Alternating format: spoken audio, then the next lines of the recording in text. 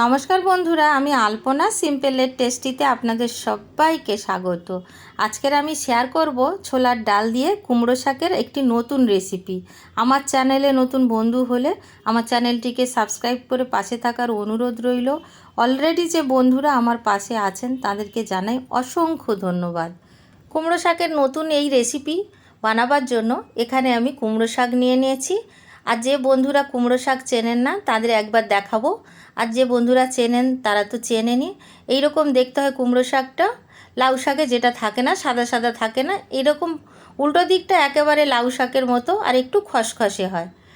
কেটে ধুয়ে পরিষ্কার করে নিয়েছি। শাকগুলো একটু পাতাগুলো বড় বড় করে কেটে নিয়েছি, আর ডাঁটাগুলো খুব ভালো করে আঁশ ছাড়িয়ে কেটে নিয়েছি। পরিষ্কার করে ধুয়ে সাইডে রেখে দিয়েছি।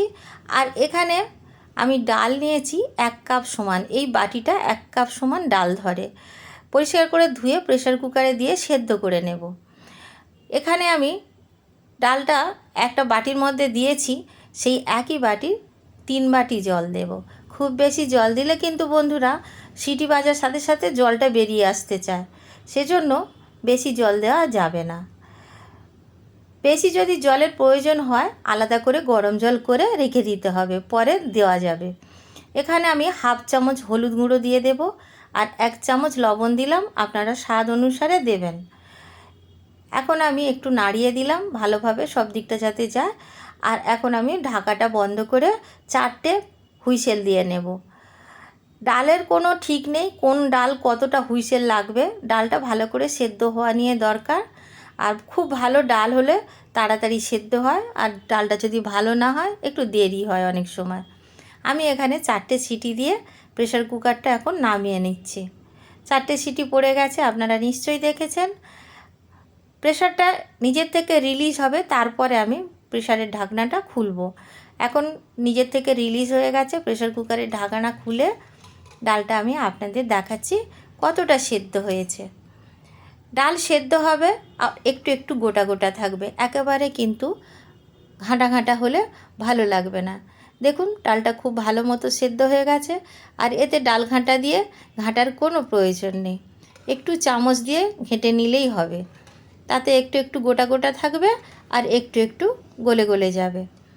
সাইডে রেখে গ্যাস জ্বালিয়ে কড়াই বসিয়ে দেব। কড়াই গরম হয়ে গেছে, এখন দিয়ে দেব 3 টেবিল চামচ সরষের তেল। আপনারা যদি সরষের তেল না খান, যে তেল ব্যবহার করেন রেগুলার সেই তেল দিয়েও বানাতে পারেন। তেল ভালো করে গরম করে নিয়েছি। এখানে আমি 2টো ছোট্ট টুকরো দিয়েছি দারচিনি, আর এখানে তেজপাতা একটা ফাটিয়ে দিয়েছি, 2টো শুকনো লঙ্কা ফাটিয়ে দিয়েছি, 1/2 চায়ের চামচ গোটা সাদা জিরা দিয়ে দেব। একটু নাড়াচাড়া করে নেব। গ্যাসের ফ্লেমটা এই পর্যায়ে লো টু মিডিয়াম আঁচে রাখতে হবে। কাঁচা লঙ্কা কুচি দিয়ে দিলাম। এখানে আমি 4টে কাঁচা লঙ্কা কুচিয়ে দিয়েছি, আপনারা আপনাদের স্বাদ মতো দেবেন। আর দিয়ে দেব এখানে পেঁয়াজ বাটা, ছোট্ট 2টো পেঁয়াজ বেটে রেখেছিলাম দিয়ে দিলাম। নাড়াচাড়া করে নেব একটু। আর দিয়ে দেব 1 চায়ের চামচ আদা বাটা আর 1 চায়ের চামচ রসুন বাটা। খুব ভালো করে নাড়াচাড়া করে নেব যতক্ষণ না কাঁচা গন্ধ আদা রসুনের যায়। বন্ধুরা কাঁচা লঙ্কাটা কুচিয়ে দিলেই ভালো যে কোনো শাকের ক্ষেত্রে, বিশেষ করে এই ধরনের শাক যেখানে ডাঁটা থাকে। লঙ্কাটা পরে চেনা যায় না, আর লঙ্কাটা কারোর মুখে পড়লে অনেক সময় অসুবিধা হতে পারে, তাই ছোট ছোট করে কেটে দিয়েছি। মিডিয়াম সাইজ একটা টমেটো পেস্ট করে রেখেছিলাম দিয়ে দিলাম। ভালো করে মশলাগুলো কষে নিতে হবে। আর এখন আমি দিয়ে দেব জিরা 1 চায়ের চামচ। আগে হলুদ দিয়েছি, এখন খুব সামান্য একটু হলুদ দেব, 1/4 চামচ মতো দিয়ে ভালো করে নাড়াচাড়া করে নেব। এখন আমি কিন্তু গুঁড়ো লঙ্কা টঙ্কা কিচ্ছু দেব না, গুঁড়ো লঙ্কা কিন্তু আর দেওয়ার প্রয়োজন হয় না। কাঁচা লঙ্কা কুচি 4টে দিয়েছি, তাতেই আমার মনে হয় যথেষ্ট। তবে যদি আপনারা ঝাল খেতে চান বেশি দিতে পারেন। কষতে কষতে যখন এইরকম মশলা থেকে তেল ছাড়তে শুরু করে দেবে, তখন কিন্তু আমরা দিয়ে দেব সেদ্ধ করে রাখা ডাল। দেখুন তেল ছাড়তে শুরু করে দিয়েছে। ডালগুলো দিয়ে দেব। ডালটা দেখে আপনারা নিশ্চয়ই বুঝতে পারছেন কতটা পারফেক্ট সেদ্ধ হয়েছে। এই রকম ভালো করে সেদ্ধ করে নিতে হবে। একটু নাড়াচাড়া করে দেব। প্রেসার কুকারের মধ্যে আরও একটু ডাল থেকে গেছে, নিয়ে নেব। গরম জল করে রেখেছি। এই ডালটা নিয়ে নেবার পরে আমি এখন দিয়ে দেব একটু গরম জল প্রেসার কুকারের মধ্যে। যতটুকু ডাল লেগে আছে গরম জল দিয়ে এইভাবে নিয়ে নেব। একটু নাড়াচাড়া করে দেব। আরও একটু জল লাগবে, আমি গরম জল দিয়ে দেব। ডালটা মাখো মাখো হয়, খুব বেশি পাতলা হয় না, তবে ছোলার ডাল তো পরে একটু ঠান্ডা হওয়ার সাথে সাথে কিন্তু ডালটা একটু বসে যেতে চায়, সেজন্য একটু জল বেশি করে দিয়ে দিলাম।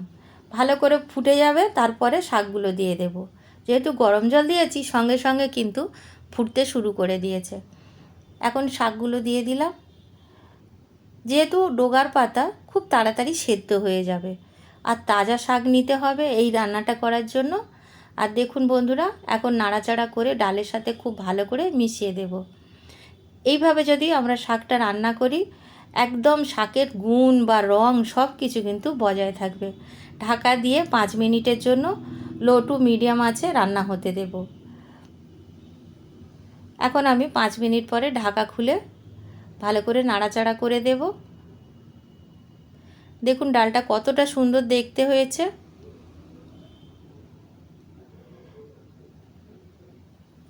এখন আমি দেখে নেব ভালো করে সেদ্ধ হয়েছে কিনা ডাঁটাগুলো।